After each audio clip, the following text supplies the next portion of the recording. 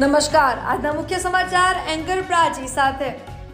અંકલેશ્વર શહેર એ division police station વિસ્તારમાં રહેતી મહિલા સાથે લગ્નની લાલચ આપી શારીરિક માનસિક શોષણ કરવા, છેતરપિંડી આચરવા અને જાતિ વિષયક અપમાન કરવા બદલ ફેબ્રુઆરી 2026માં આરોપી દર્શન શિરીષ કુમાર લાલન, જે વડોદરાના રહેવાસી છે, તેમના સામે ભારતીય ન્યાય સંહિતા તથા એટ્રોસિટી એક્ટ હેઠળ ગુનો નોંધાયો હતો। ગુનો નોંધાયા બાદ પોતાની ઓળખ છુપાવી વડોદરા અને નાગપુર ખાતે નાસ્તા ફરતા આરોપીને ઝડપી પાડવા ઉચ્ચ પોલીસ અધિકારીઓની સૂચનાથી સર્વેલન્સ સ્ક્વોડની ટીમ રચવામાં આવી હતી। પોલીસે ટેકનિકલ એનાલિસિસ અને હ્યુમન ઇન્ટેલિજન્સના આધારે વડોદરાના જેપી રોડ પોલીસ સ્ટેશન વિસ્તારમાંથી આરોપીને પકડી પાડ્યો હતો।